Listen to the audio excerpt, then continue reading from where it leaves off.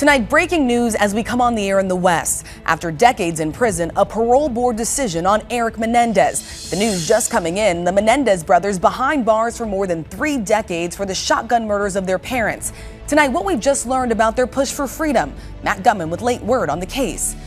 The dramatic video just coming in, SWAT teams moving in on the campus of Villanova University after reports of an active shooter on the first day of orientation.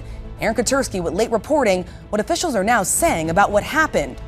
Hurricane Erin lashing the East Coast, flood alerts from the Carolinas up to the Northeast. Massive waves crashing into homes, surging over dunes. Beaches now shut down on a major week for summer vacations. Our weather team standing by with the latest track. Developing in the West tonight, a deadly accident out of Colorado Dairy. What we just learned. Tonight, the Kremlin all but rules out a face-to-face meeting between President Zelenskyy and Vladimir Putin anytime soon, despite the promise the White House says Putin made to President Trump as Russia ramps up attacks on Ukraine. The mid-air scare on a Delta flight when passengers look out the window and see a piece of the wing dangling during landing. President Trump celebrates a major legal victory in a civil fraud case when an appeals court just ruled. A new era for sports fans and our friends at ESPN. How you can find all of your favorite content all in one place. The daring effort to locate and save a missing hiker stranded on a remote Alaskan cliff. And America strong tonight. 2 teachers' families, their unbreakable bond thanks to one selfless act. From ABC News World Headquarters in New York, this is World News Tonight with David Muir. Good evening as we come on the air in the West, and thanks so much for joining us on this busy Thursday night. I'm Rachel Scott in for David. We will have the latest on the active shooter scare at Villanova University in just a moment. But we do begin tonight with breaking news. A major turn in that case that has made national headlines for decades. More than 35 years after murdering their parents, Lyle and Erik Menendez getting their first chance at parole today. Late word just coming in on the case a short time ago. ABC's chief national correspondent Matt Gutman leads us off tonight. Tonight, that crushing defeat for Erik Menendez, his bid for parole rejected by a California parole board. Erik and Lyle have been behind bars for decades for the shotgun murders of their parents, Kitty and Jose, 36 years and a day ago. And in a marathon session via video link, the now 54-year-old grilled about the savage murders of his parents in their Beverly Hills mansion. And just as he had claimed in that first trial, my dad had been molesting me. Erik Menendez said they killed after years of sexual abuse by their father. Fear was driving me to that den. Our lives were in extreme danger immediately. And once they broke the secret of that abuse, they said they feared their father would kill them. And when asked why he killed his mother, Erik described feeling betrayed when he learned she knew about the abuse for years. I saw my mother and my father as one person after I learned that she knew. So when I was running into the den, I was in a state of terror, of panic, of rage. A parole member telling Erik he understands the concept of the learned helplessness for sexual abuse victims, but that same member excoriated Erik's record for being replete with diverse violations, including violence, manipulation, misuse of things. You have criminal acts. And the commissioners hammering Erik about his serial use of illicit cell phones in prison, one noting the violation would have required a prison guard to smuggle it in and likely have benefited a prison gang, which taxed the import of the phone. Erik admitting he'd paid $1,000 for one of the phones, saying, "I really became addicted to the phones. You're doing life without parole. This is not really harming anyone." But that all changed after that Netflix series, Monsters, triggered an avalanche of new support. This is done. This is done. You understand? Spurring the former DA to call for the brothers' release. I believe that they have paid their debt to society.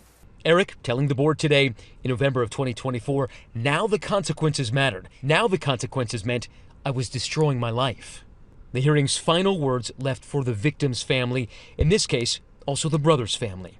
18 of them speaking on the brothers' behalf, including Jose Menendez's sister, Trevor Ault, battling stage 4 cancer. We spoke with her in April. You've held your silence for 35 years? It's a whole branch of my family erased. The ones that are gone and the ones that are still paying for it, which were kids. And today, speaking rapidly, almost out of breath, she made her plea. calling Erik a sweet, gentle soul who deserved to be protected from his father and has repeatedly, over the past 35 years, asked her forgiveness. I want to make it clear, she told the commissioners, that although I love my brother, I have fully forgiven Erik. But in the end, those pleas weren't enough. Deliberations, Rachel, lasted about 9 hours, but it took only minutes for that parole board to come to its conclusion. Now, tomorrow, Lyle is up. It's a different set of commissioners, same process, and we expect tomorrow to also be a very long day. Rachel. Matt Gutman with this breaking news. All right, Matt, thanks. Next tonight, with millions of students returning to college across the country, a chaotic scene unfolding late today at Villanova University, just outside Philadelphia. Reports of an active shooter during the first day of freshman orientation. Heavily armed officers swarming the campus, searching for the gunman. The school put on lockdown, students urged to shelter in place. But just moments ago, officials at Villanova now calling this a cruel hoax. And there were scares on 2 other college campuses today. Here's ABC's chief investigative correspondent, Erik Katersky.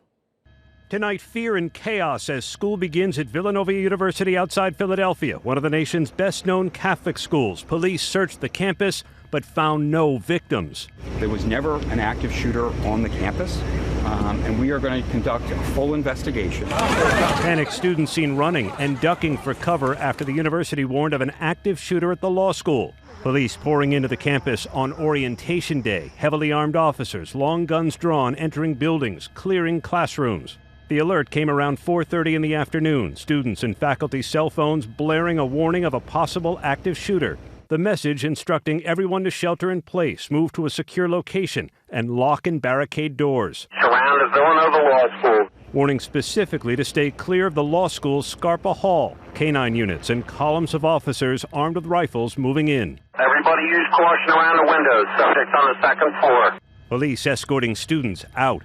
Yesterday was move-in day. Villanova posting this video on social media. Some 1,800 students and their families on campus when the alert sounded. A welcome mass for the freshman class and their families was being held at the time. Worried parents were separated from their children. Getting that text message was surreal, and thank God no one's hurt.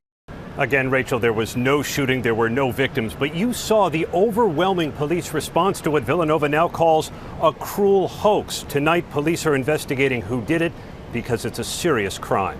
Rachel? Yeah, just terrifying moments for those students. All right, Erik Katersky with this breaking news. Aaron, thank you. We move on now to Hurricane Erin battering the East Coast from the Carolinas to the Northeast. The massive storm now a Category 2 hurricane and only growing in size. The latest path shows Erin running along the coast, about to make its next move. Winds up to 100 miles per hour, waves up to 20 feet, and dangerous rip currents. Those waves bashing North Carolina's Outer Banks, where a state of emergency remains in place. The surf running through beachfront properties. The storm now stirring up dangerous waves in the Northeast. Surfers flocking to New York City's Rockaway Beach. Flood alerts now reaching into New England. The forecast in just a moment, but first, here's ABC's Morgan Norwood. Tonight, 20-foot waves turning life-threatening surf. Flooded roadways, the images still coming in as Hurricane Erin carves up the East Coast like a buzzsaw. In Hatteras, the dunes lining Highway 12 no match for Erin's relentless surge. The man shooting this video scrambling to safety as waves crash over, inundating that main route along the Outer Banks. The storm bashing the coast all night long, wind whipping on this pier in Nags Head as people come out to see the awesome power of the ocean. Erin seen here on satellite, massive, more than 700 miles across. And it's bringing massive swells along hundreds of miles of coastline, from Florida to New England. On New York's Long Island, waves up to 16 feet. Swimmers banned from all New York City beaches, but that didn't stop surfers from taking advantage of massive waves that look more like Hawaii than Rockaway Beach. The surf's a lot bigger, the current's really strong. It's, very big swell. At least double to, triple the size that it normally is. Our Ginger Z is on the Jersey Shore.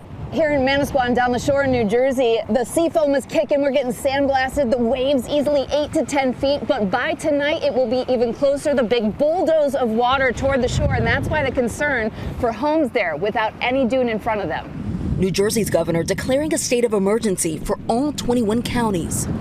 Now, Rachel, we're certainly feeling it here on Rockaway Beach. Of course, the winds are whipping, but the waves are the big story. You can see those massive waves crashing onto the shore, also hitting that lifeguard stand as well. And look, we know it's only expected to get worse as high tide approaches. Beaches once again closed again tomorrow, Rachel.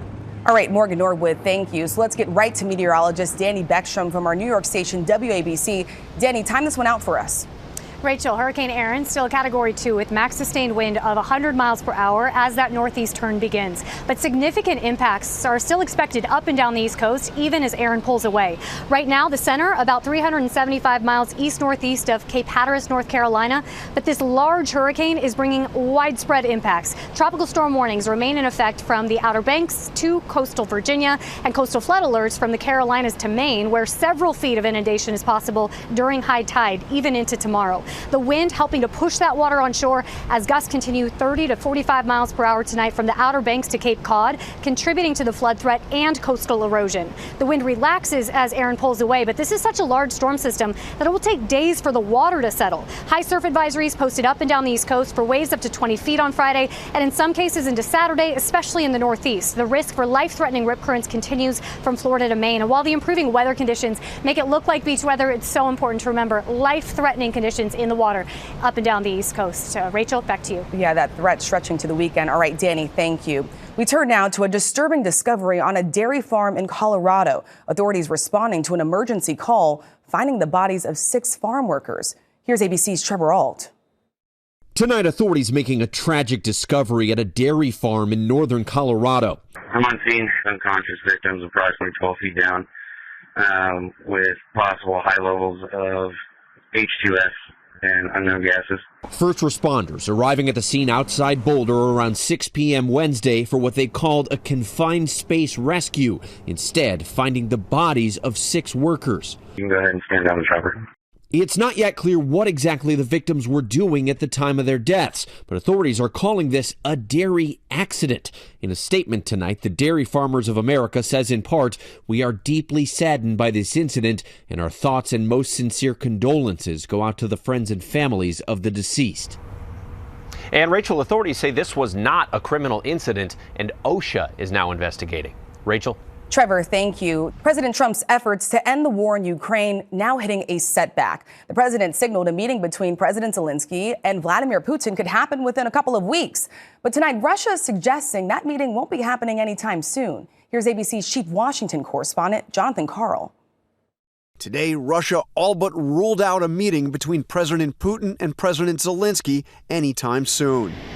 This after the White House said Putin promised President Trump that the meeting would happen in a matter of weeks. Did Putin promise to do a meeting with Zelenskyy, a direct meeting, in the coming weeks? He has. Overnight, Vice President J.D. Vance said a Zelenskyy-Putin meeting should take place even if there is no agreement on the terms of a peace deal. I think the president's preference and my preference would be, let's have them meet regardless. We shouldn't say that they can't sit down until you figured out every little detail. Sometimes them sitting down is what facilitates figuring out those details. But hours after Vance said that, Russia flatly rejected the idea. Foreign Minister Sergei Lavrov saying the only way Putin would sit down with Zelenskyy is if, quote, all issues requiring consideration at the highest level are thoroughly worked out first. Lavrov suggests that would require a long process of lower-level meetings to hammer out the details.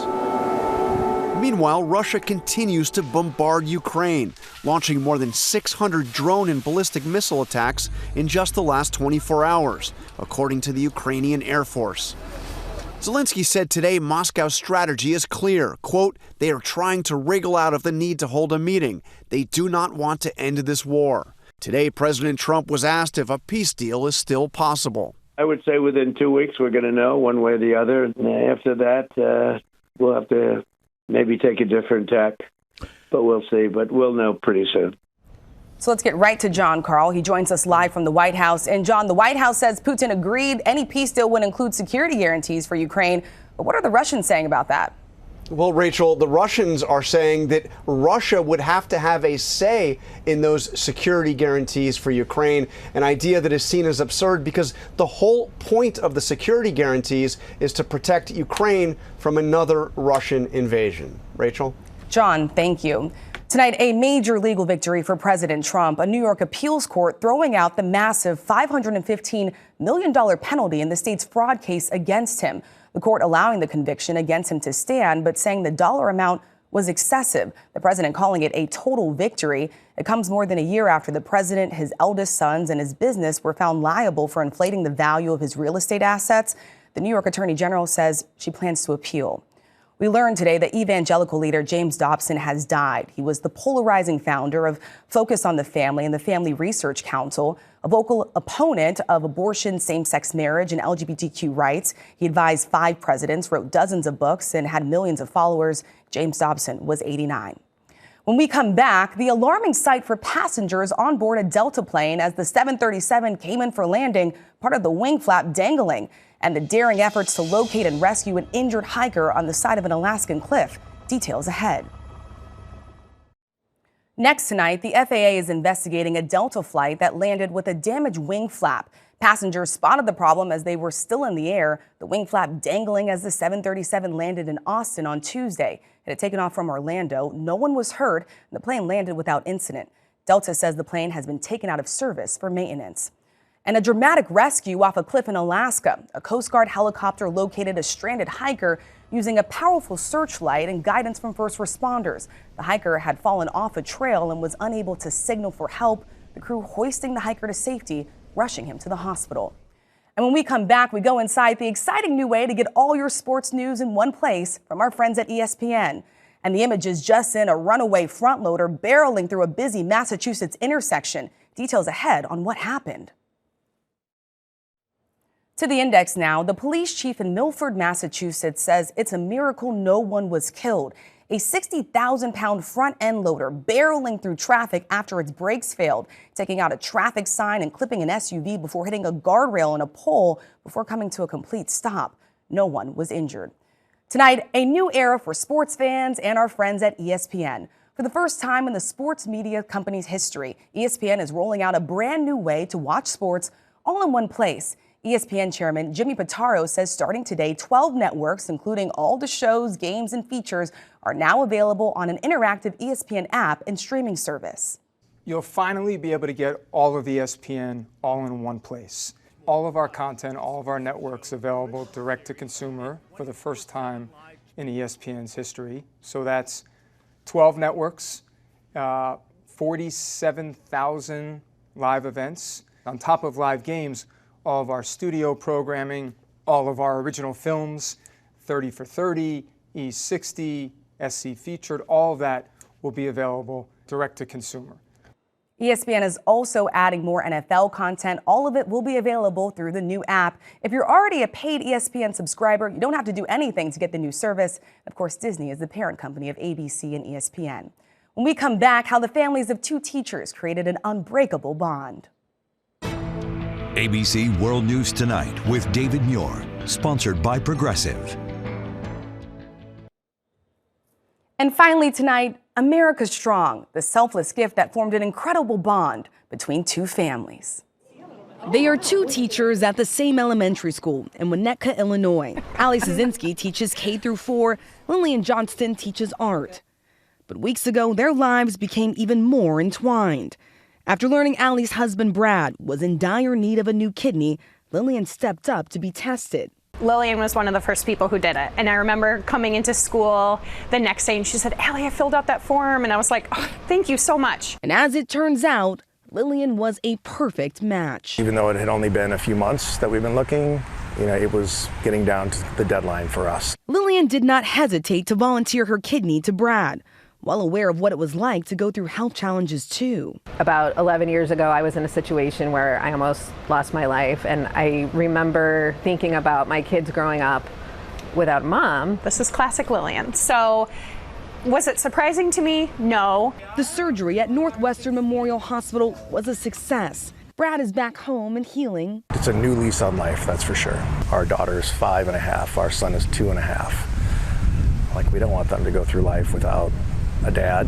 And Lillian tells us tonight recovery is going well, and she plans to resume teaching in just about a month with a new bond that stretches far beyond the classroom. You can't get through life by yourself, right? You need to lean on people. I'm just really grateful really grateful. Thank you so much for watching. I'm Rachel Scott. For David and all of us here, good night. David Muir, the most watched newscast in America. And now, ABC's World News Tonight has won the Emmy for Best Live News Program for the third year in a row.